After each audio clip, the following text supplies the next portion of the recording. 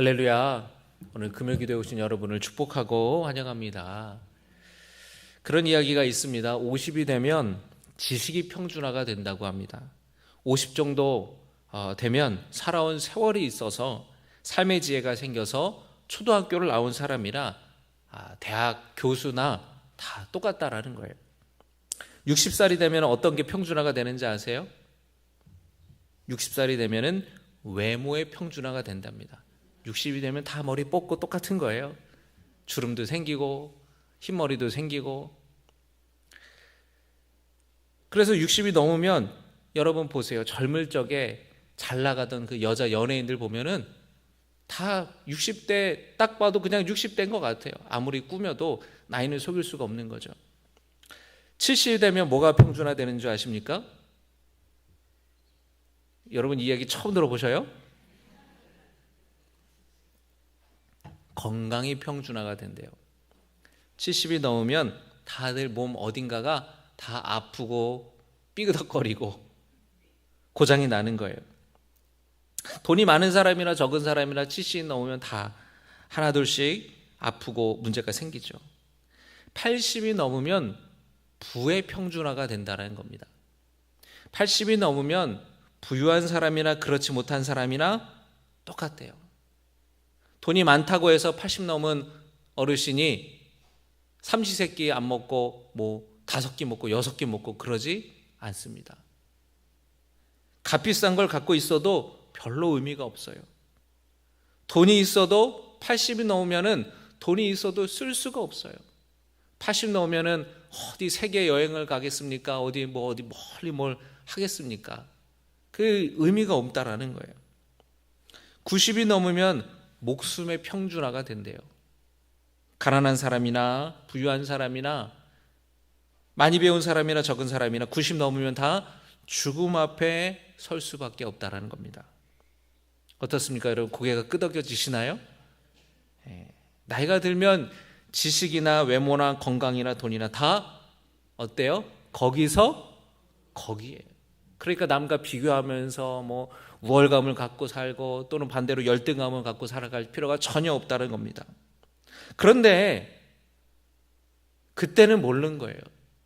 그때는 그걸 모르니까 때로는 치열하게 살기도 하고 아등바등 살기도 했을 겁니다. 솔로몬도 나이가 들고 보니까 이렇게 깨달아지는 것들이 있는 거예요. 이 전도서는 솔로몬이 나이가 든 노년의 때에 쓴 말씀입니다. 그래서 솔로몬은 자신이 평생 살아가면서 깨달은 그 지혜를 나누고자 전도서를 기록했어요. 솔로몬이 인생을 살아보니 부질없고 헛된 것이 많다고 말합니다. 전도서 1장 2절의 말씀 화면에 띄워주시고 우리 같이 보겠습니다. 시작. 전도자가 이르되 헛되고 헛되며 헛되고 헛되니 모든 것이 헛되도다. 또 14절의 말씀도 같이 읽습니다. 내가 해 아래에서 행하는 모든 일을 보았노라. 보라 모두 다 헛되어 바람을 잡으려는 것이로다. 아멘. 여러분이 헛되다라는 말, 이 히브리어 어원을 보면은 여러 가지 의미가 있는데 입김, 안개, 바람, 숨, 공허함 이런 뜻이 있어요. 입김이나 바람이나 안개 여러분 붙잡을 수 있습니까? 없습니까? 붙잡을 수 없어요. 붙잡았다고 생각했는데 손에는 아무것도 없습니다. 헛되다라는 뜻이 바로 그런 의미가 있는 거예요. 이 세상의 것들이 다 그러하더라는 거예요. 솔로몬이 지금 모든 것이 헛되다라고 얘기하는데 구체적으로 말하면 첫째로 따릅니다. 이 세상에 지혜와 지식이 헛되다. 이 세상에 지혜와 지식이 어떻다고요? 헛되다라는 겁니다. 우리 중고등학생들한테 아주 반가운 소식이에요. 근데 오해하지 마세요. 공부하지 않아도 된다라는 그런 뜻이 아닙니다. 하나님께서 솔로몬에게 지혜를 주셔서 솔로몬이 지혜로웠고 또 자기도 부지런히 열심히 공부하고 연구해서 많은 지식을 쌓았습니다. 그런데 그렇게 열심히 쌓은 지식이 헛된 것들이었다고 솔로몬은 이야기해요. 공부하는 것이나 지혜를 쌓는 것, 지식이 쓸모없다라는 게 아닙니다. 솔로몬이 말하는 것은 지혜로운 자나 어리석은 자나 죽음 앞에서는 다 똑같다라는 거예요. 죽음 앞에서 내가 똑똑하다, 내가 지혜롭다, 내가 세상의 이치를 잘한다, 내가 학문이 대단하다라고 자랑하는 것이 의미가 있다고요? 없다고요? 의미가 없다라는 거예요. 그 지식으로 내가 천국 가는 게 아니라는 거예요. 죽음 앞에서 얼마나 공부를 많이 했는지, 박사학위가 몇 개 있는지 아무 소용 없다라는 겁니다. 솔로몬은 이 세상의 지식과 지혜보다 하나님을 아는 지식, 하나님을 경외하는 지식이 진정한 지혜라고 말하는 겁니다. 왜냐하면 하나님을 아는 지식이 나를 구원하기 때문에. 할렐루야. 세상의 지식은 죽음 앞에 아무 소용이 없어요. 그러나 하나님을 아는 지식만이 나를 구원하는 거예요. 그렇기 때문에 하나님을 아는 지식이 가장 귀한 지식인 겁니다. 하나님이 창조주이심을 깨닫는 지혜, 그 하나님 앞에 엎드려서 그분을 경외하는 삶, 그게 가장 가치 있고 귀한 삶이라는 겁니다. 여러분 혹시 못 배운 것에 대한 열등감이 있으십니까? 그럴 필요가 전혀 없어요. 왜냐하면 아무리 지식이 많고 인류대학을 나오고 박사학위가 있고 교수여도 하나님 모르고 살면 죽음 앞에서 말짱 헛된 것이라는 거예요. 여러분은 하나님이 온 세상의 창조주이시며 지금도 살아계셔서 역사하시는 분임을 믿는 분이잖아요. 할렐루야. 하나님을 아는 최고의 지혜가 있는 분들이잖아요. 아멘이십니까?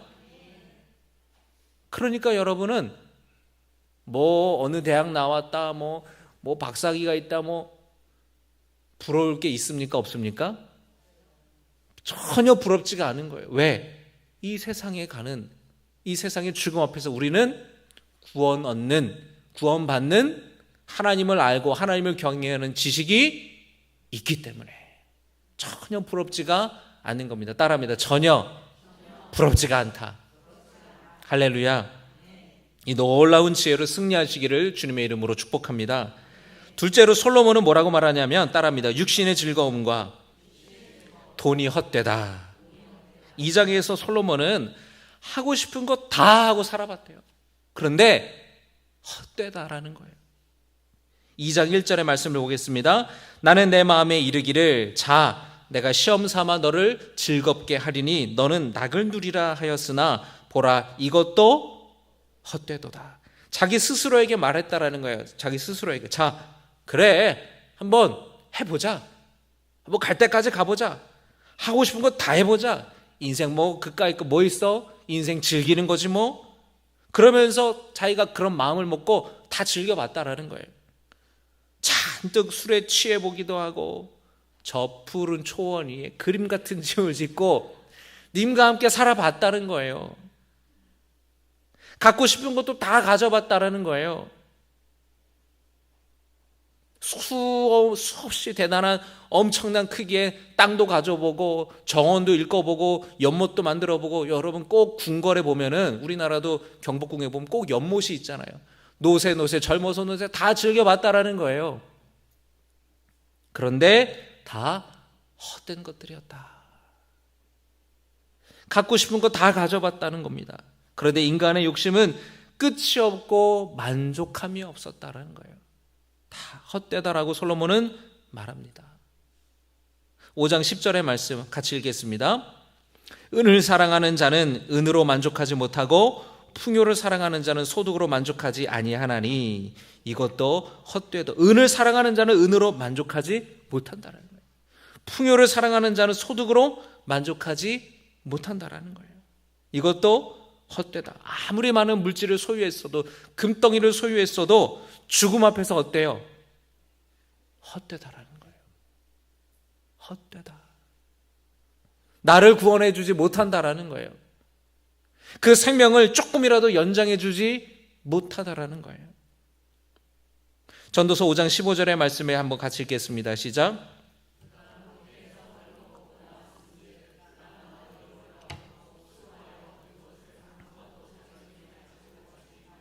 그가 모태에서 어떻게 어머니 뱃속에서 나왔답니까?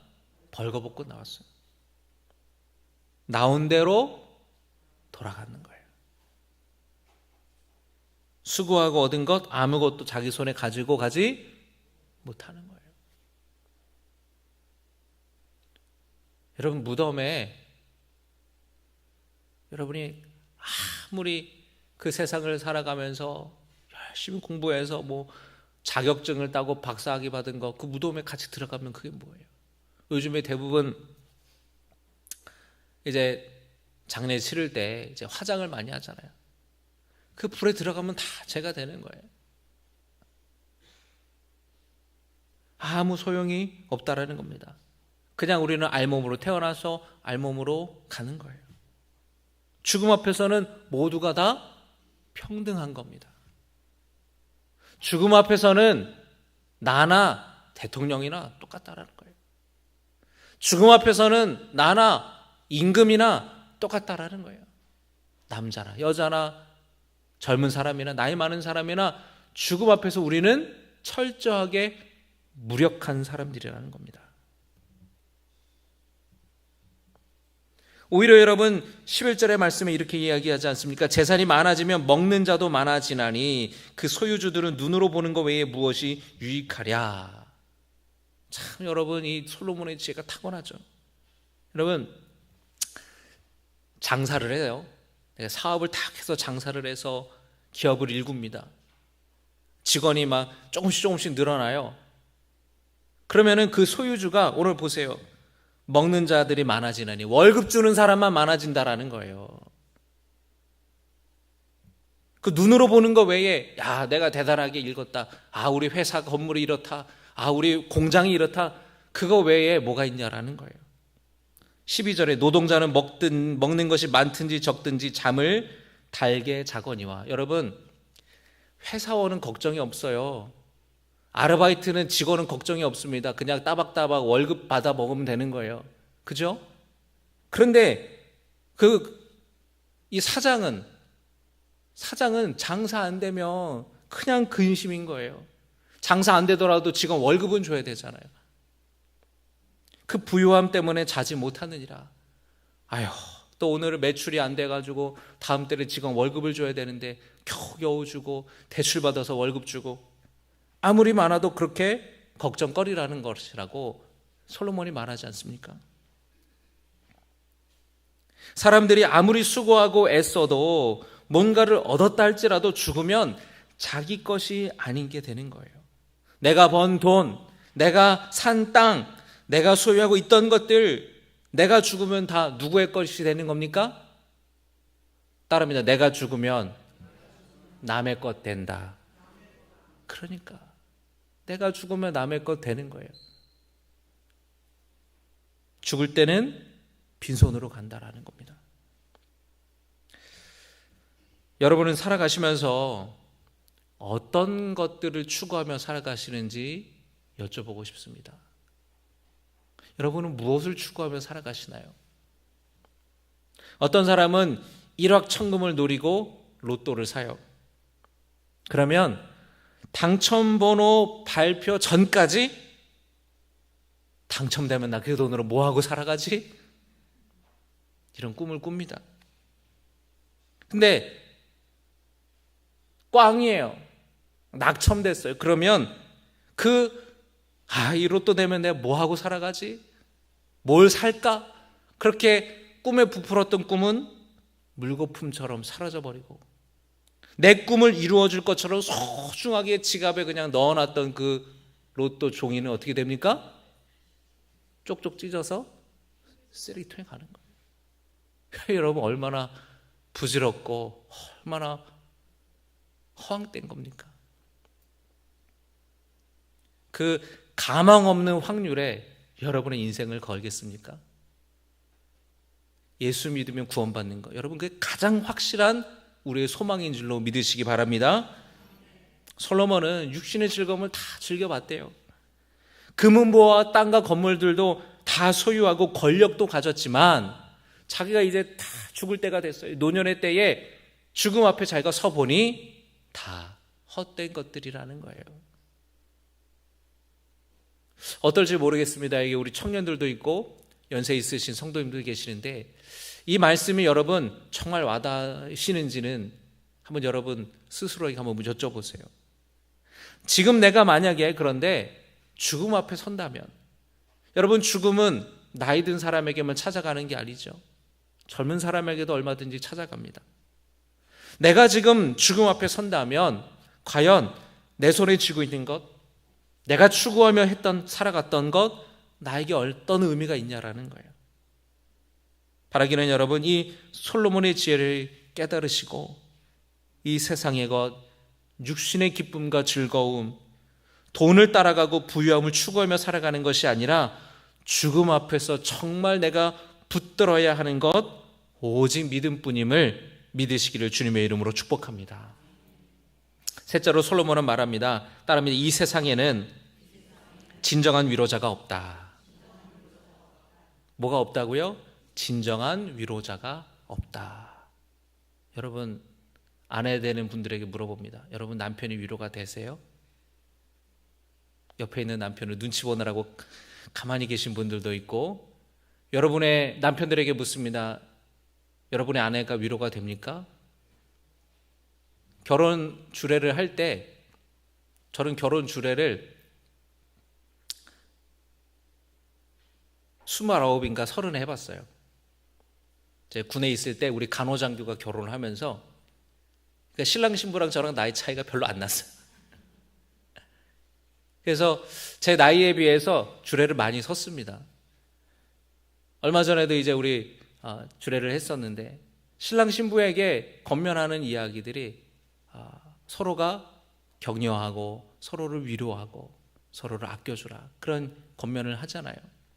그런데 살다 보면 남편은 내 편이 아니라 남의 편이라 남편이라 그러고, 그런 얘기를 우리가 하는 이유가 뭐예요?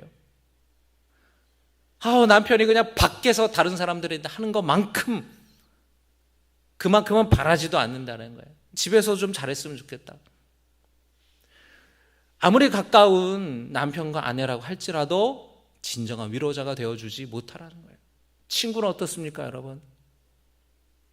아무리 가까운 친구여도 여러분 잘 되면 배가 아픈 거예요.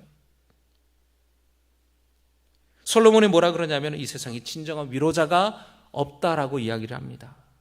솔로몬이 이 세상을 바라보니까, 자기가 오랫동안 살아보니까 이 세상에 너무나 많은 악한 일들이 벌어져요. 그리고 부조리가 많아요.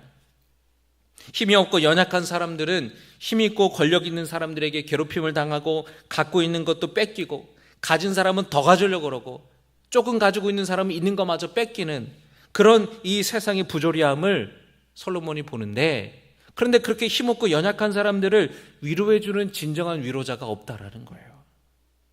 그렇게 살아가는 인생들을 보니 너무나 딱하고 불쌍하다라는 겁니다. 전도서 4장 1절의 말씀을 같이 읽겠습니다.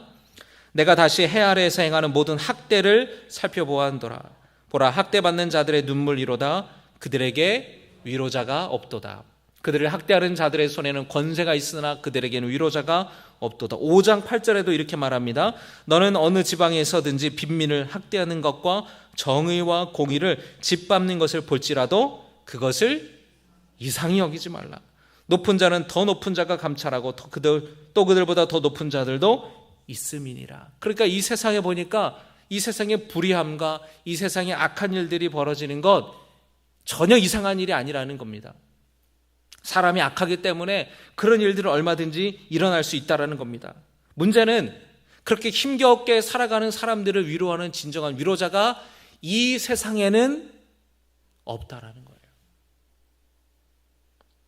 여러분, 오늘날에도 많은 사람들이 힘겨운 시간들을 보내고 살아갔지만 진정으로 위로해 주는 사람이 없어서 많은 사람들이 외롭고 쓸쓸하게 살아가요. 서로가 경쟁자이기 때문에 함께 아파하지 않습니다. 오히려 잘 됐다 생각해요.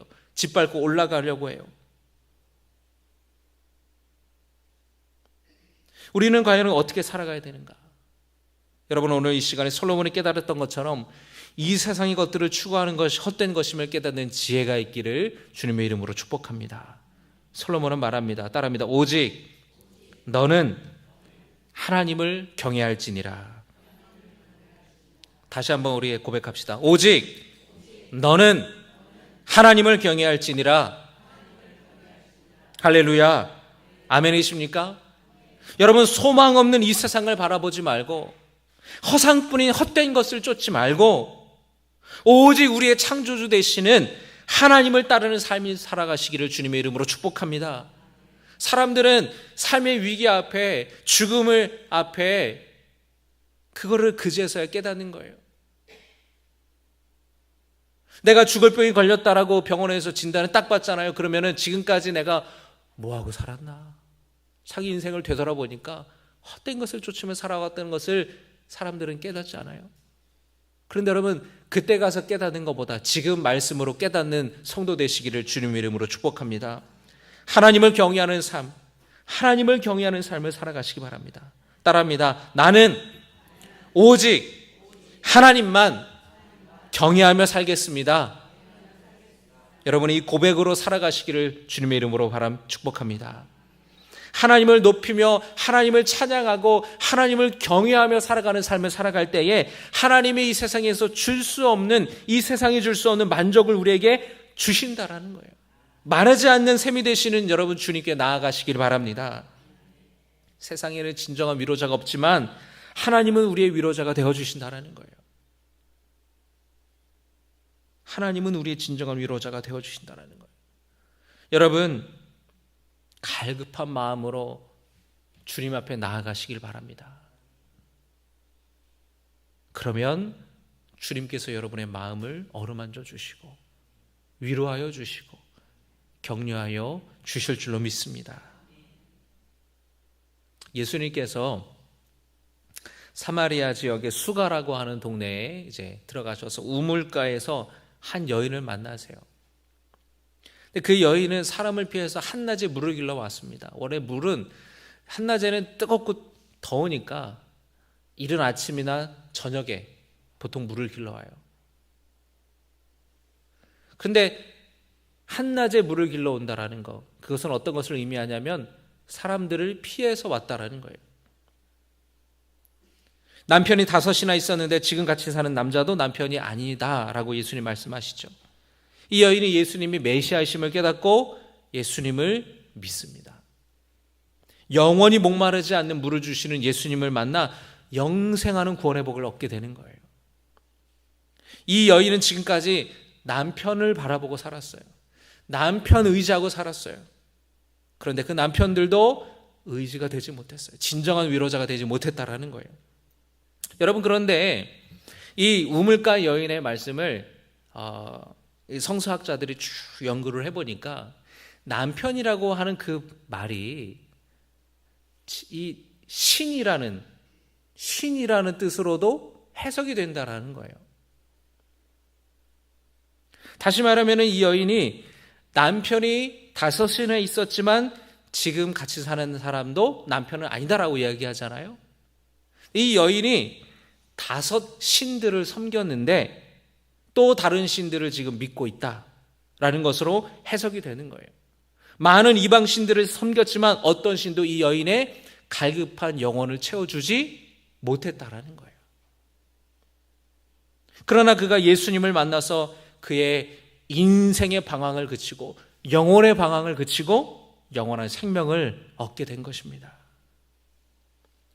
오늘날의 많은 사람들이 이 우물가의 여인처럼 헛된 것을 쫓으며 허무함 속에 살아가요.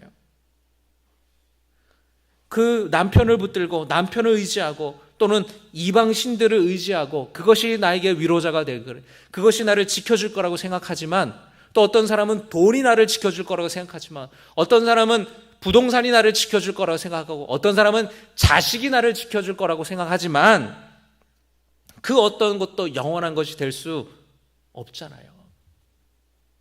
죽음 앞에서는 모두 부질없고 헛된 것이에요. 죽음 앞에서는 나는 철저하게 고독한 존재예요. 죽음 앞에서 우리는 홀로 서야 되는 외로운 존재예요. 우리의 실존이 그래요.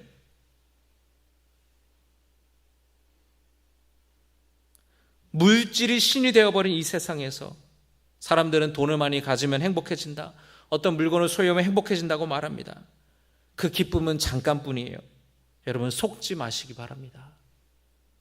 진정한 부요함, 진정한 행복은 세상에 쌓아둔 재물로 얻게 되는 것이 아니라는 거예요. 살아계신 예수 그리스도를 만날 때 누리는 구원의 기쁨만이 우리의 영원한 기쁨이 된다는 것을 깨달으시기를 주님의 이름으로 축복합니다. 사도 바울은 구원의 복을 누리는 그리스도인의 삶에 대해서 고린도후서에 다음과 같이 말씀하고 있습니다. 고린도후서 6장 10절의 말씀을 우리 같이 읽겠습니다. 시작. 근심하는 자 같으나 항상 기뻐하고 가난한 자 같으나 많은 사람을 부유하게 하고 아무것도 없는 자 같으나 모든 것을 가진 자로다. 예수 믿는 삶의 모습이 이렇다라는 거예요. 세상 사람들과 다르다라는 겁니다. 바라기는 여러분, 세상이 헛된 것들이 아니라 오직 하나님을 경외하며 예수 그리스도를 나의 주님으로 고백하는 복된 삶을 살아가시기를 주님의 이름으로 축복합니다. 우리의 진정한 위로자 되시는 주님 앞에 나아가서 여러분 그 앞에 엎드려서 기도하고 부르짖으면서 주님의 위로를 받고 주님이 주시는 평강을 얻고 주님이 주시는 놀라운 치유와 회복을 경험할 수 있기를 주님의 이름으로 축복합니다. 우리 오늘 주신 말씀을 의지하며 함께